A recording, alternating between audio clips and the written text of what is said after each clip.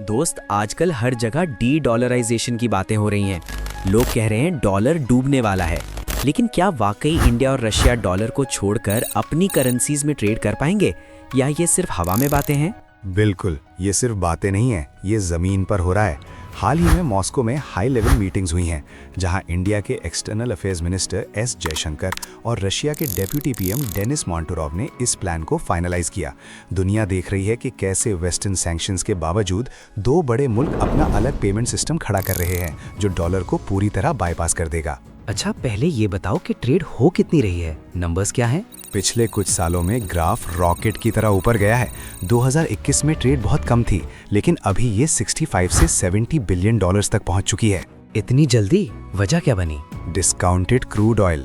जब Ukraine war शुरू हुई तो यूरोप और अमेरिका ने रशिया से तेल लेना बंद कर दिया। रशिया ने वो तेल इंडिया को सस्ते दामों बेचना शुरू किया। इंडिया ने फायदा उठाया और अपनी एनर्जी नीड्स को सिक्योर किया। आज इंडिया रशिया का सबसे बड़ा खरीदार बन चुका है। वाह, मतलब इंडिया ने मौके पे चौका मारा। दोस्तों, अभी हम वीडियो के सबसे टेक्निकल और इंटरेस्टिंग पार्ट की तरफ जाने वाले हैं कि बिना डॉलर के पेमेंट होती कैसे है। अगर आपको ऐसी जियोपॉलिटिक्स और इकोनॉमिक्स की डीप डाइव वीडियोस पसंद हैं तो सब्सक्राइब का बटन दबा दें ताकि आप अपडेट रहें। अच्छा, अब बताओ, रशिया पर तो सैंक्शंस हैं, तो इंडिया पेमेंट करता कैसे है? कैश भेजता है क्या? नहीं, कैश नहीं जाता। यहाँ आता है स्पेशल रुपी वोस्ट्रो अकाउंट। इसे गौर से समझना, यही पूरी गेम का सीक्रेट है। समझाओ जरा आसान अल्फाज में। इमेजिन करो एक digital wallet. Russian bank India के किसी बैंक में अपना एक अकाउंट खोलता है। जब इंडियन कंपनी रशिया से तेल खरीदती है, वो पैसा रशिया नहीं भेजती, वो पैसा इंडिया के अंदर ही उस रशियन बैंक के अकाउंट में रुपीस में जमा करा देती है। मतलब पैसा बॉर्डर क्रॉस ही नहीं करता। एग्जैक्टली, पैसा इंडिया में ही रहता है, बस उसका मालिक रशिया बन जाता है। अब रशिया उस पैसे को निकाल नहीं सकता, लेकिन वो उसे इंडिया के अंदर ही यूज कर सकता है, मशीनरी, मेडिसिन या चावल खरीदने के लिए। वाह, तो डॉलर की जरूरत ही खत्म। बिल्कुल खत्म। एक हाथ दे, एक हाथ ले। तो फिर मसला क्या है? ये तो परफेक्ट सिस्टम है। न्यूज में क्यों आ रहा है कि प्रॉब्लम्स हैं? सिस्टम परफेक्ट है, लेकिन ट्रेड बैलेंस नहीं है।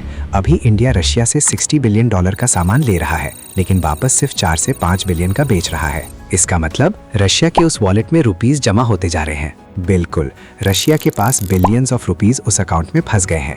रशिया वो पैसा निकालकर अमेरिका या चीन नहीं ले जा सकता, क्योंकि वहाँ रुपी नहीं चलता। इसे इकोनॉमिस्ट्स रुपी ट्रैप कहते हैं। यही वजह है कि रशिया अब इंडिया पर जोर दे रहा है कि भाई, हमसे पेमेंट मत लो, बल्कि हमें इलेक्ट्रॉनिक्स, मशीनरी और ऑटो पार्ट्स भेजो, ताकि हम ये पैसा खर्च कर सके। अच्छा, तो अब इंडिया क्या कर रहा है? रशिया नाराज तो नहीं हो रहा? नहीं, सोल्यूशन निकाला जा रहा है।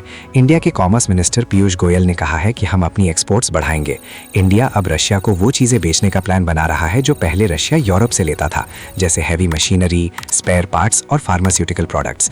दोनों मुल्कों ने टारगेट रखा है कि 2030 तक इस ट्रेड को 100 बिलियन डॉलर्स तक लेकर जाना है और बैलेंस क्रिएट करना है। मतलब पिक्चर अभी बाकी है। अगर इंडिया ने अपनी एक्सपोर्ट्स बढ़ा ली तो डॉलर की बादशाहत को वाकई खतरा हो सकता है। बिल्कुल, ये सिर्फ ट्रेड नहीं है, ये फाइनेंशियल जियोपॉलिटिक्स है। दुनिया बदल रही है दोस्त। जबरदस्त एक्सप्लेनेशन थी यार। दोस्तों, अगर आपको ये वोस्ट्रो अकाउंट वाला कॉन्सेप्ट समझ आया तो वीडियो को लाइक जरूर करना और कमेंट में बताना। मिलते हैं अगली वीडियो में। अल्लाह हाफिज।